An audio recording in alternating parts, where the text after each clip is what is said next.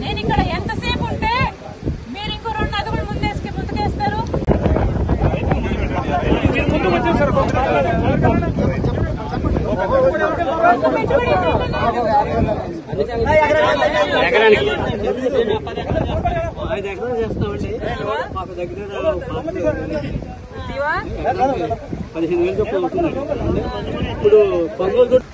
ఇంతమంది రైతులు నష్టపోయిన రైతులతో మాట్లాడడం జరుగుతుంది.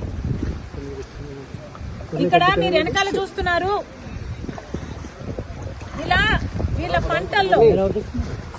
పంటల్లోకి నీళ్లు వచ్చిన పరిస్థితి. ఈ పరిస్థితి కేవలం ఈ గ్రామానికి చెందే 500 ఎకరాలు. ఇలా చుట్టుపక్కల గ్రామాలు ఈ జిల్లా అంతా కలుపుకుంటే కనీసం 40,000 ఎకరాలు ఇలా నీట మునిగిందని అంచనా. మరి రైతులు ఇంతగా నష్టపోతుంటే ఏ ప్రభుత్వానికైనా ఎందుకు కనిపించడం లేదు?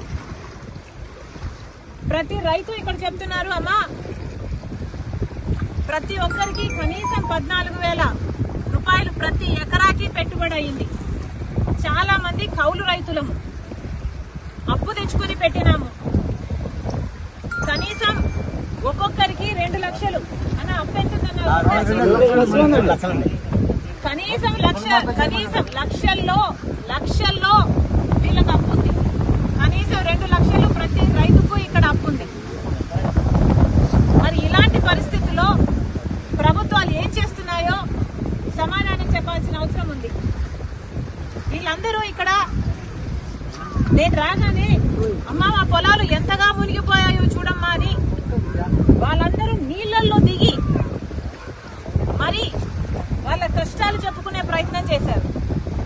అందుకే నేను కూడా నీళ్లలో దిగి వాళ్ళ కష్టాలకు రావాల్సిన అటెన్షన్, రావాల్సిన నష్టపరిహారం కోసం ఈరోజు కాంగ్రెస్ పార్టీ కూడా వాళ్ళ కష్టాలలో భాగం పంచుకోవడానికి ఈరోజు మేము కూడా నీళ్లలో దిగి మాట్లాడుతున్నాం. ప్రభుత్వాలు కళ్ళు తెరవాల్సిన అవసరం ఉంది. పక్క రాష్ట్రంలో రేవంత్ రెడ్డి గారు రుణమాఫీ చేశారు. ఇక్కడ రైతులు కూడా అమ్మా మాకు రుణాలున్నాయి, మాకు కూడా రుణమాఫీ అవసరము అని ప్రాధేయపడుతున్నారు. చంద్రబాబు గారికి చెప్తున్నాము, చంద్రబాబు గారు కాంగ్రెస్ పార్టీ కనుక అధికారంలోకి వచ్చుంటే తెలంగాణలో మాదిరిగానే ఇక్కడ కూడా 2 లక్షల వరకు రుణమాఫీ చేసే వాగ్దానం మేము ఇచ్చాము. మీరు ఇవ్వనంత మాత్రాన చెయ్యకూడదు అని రూల్ ఎక్కడా లేదు.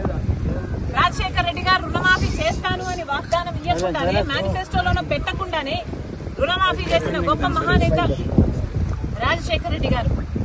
చంద్రబాబు గారు కూడా రైతులను ఆదుకోవాల్సిన అవసరం ఉంది అని కాంగ్రెస్ పార్టీ డిమాండ్ చేస్తుంది. ఇక్కడ రైతులు చెప్తున్న పరిస్థితి అయితే దారుణంగా ఉంది. అమ్మా ప్రతి సంవత్సరము ఇక్కడ నీళ్లు ఇలాగే పొంగి పొర్లుతున్నాయి. ఎర్రకాలువ పైనుంది, ఎర్రకాలువలో మరమ్మతులు జరగలేదు, మోడర్నైజేషన్ ఏ కెనాల్స్ లోనూ జరగలేదు. అక్కడ గనక పూడికలు తీసుకుంటే మాకు ఇన్ని నీళ్లు రాకపోయేవి, ఇంత దారుణంగా పరిస్థితి ఉండేది కాదు అంటున్నారు.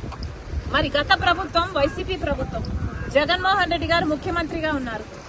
జలయజ్ఞంలో రాజశేఖర రెడ్డి గారు రైతుల పక్షపాతి అని నిరూపించుకుంటే, జలయజ్ఞంలో రాజశేఖర రెడ్డి గారు మిగిల్చి వేసిన ప్రాజెక్టులన్నీ 6 నెలల్లో పూర్తి చేస్తానన్న జగన్మోహన్ రెడ్డి గారు 6 నెలల్లో పూర్తి చేయకపోగా కనీసం ఉన్న ప్రాజెక్టులను కూడా కనీసం మరమ్మతులు చేయలేదు. గేట్లు ఊడి తేలిపోతున్నా పట్టించుకోలేదు. ఆఖరికి పూడికలు కూడా తీయలేదు. కట్టెడు మట్టి కూడా ఎత్తి పోసిన పాపాన పోలేదు. కాబట్టే ఈ రోజు ఇంతగా నీళ్ళు వచ్చాయి అని ఈ రైతులు చెప్తున్నమాట.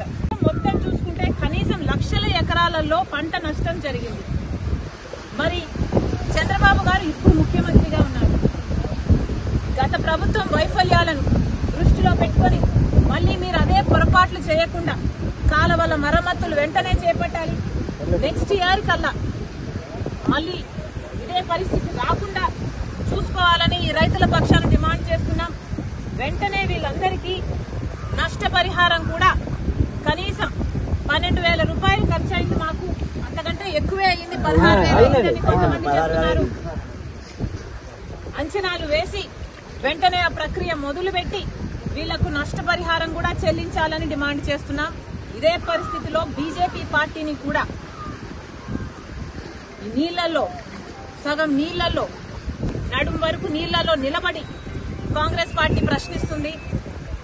ఒక పక్క బీహార్ వరదలు వచ్చాయని మీరు ఫ్లడ్ రిలీఫ్ ప్రకటించారు, కానీ ఆంధ్రప్రదేశ్ మాత్రం ఫ్లడ్స్ వచ్చినా ఫ్లడ్ రిలీఫ్ ఎందుకు రాలేదో బీజేపీ పార్టీ సమాధానం చెప్పాలి. బీహార్ లో మీకు 12 మంది ఎంపీలను ఇస్తే ఆంధ్ర రాష్ట్రం 25 మంది ఎంపీలను ఇచ్చింది. కూటమి ఎంపీలు 21 అయితే వైసీపీ ఎంపీలు కూడా బీజేపీ పార్టీకే మద్దతు పలుకుతున్నారు. 25 ఎంపీలు ఆంధ్ర రాష్ట్రానికి చెందిన ఎంపీలతో మీ సర్కార్ అక్కడ నిలబడి ఉంటే మరి ఆంధ్ర రాష్ట్రానికి మీరు చేస్తున్నది ఏమిటి అని అడుగుతున్నాం.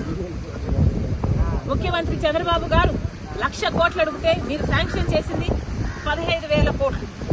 మరి ఈ లెక్కన మీరు నెక్స్ట్ 5 ఏళ్లకైనా ఎంత ఇస్తారని మేము ఎక్స్పెక్ట్ చేయాలి. ఉన్న భరోసా కూడా పోతుంది.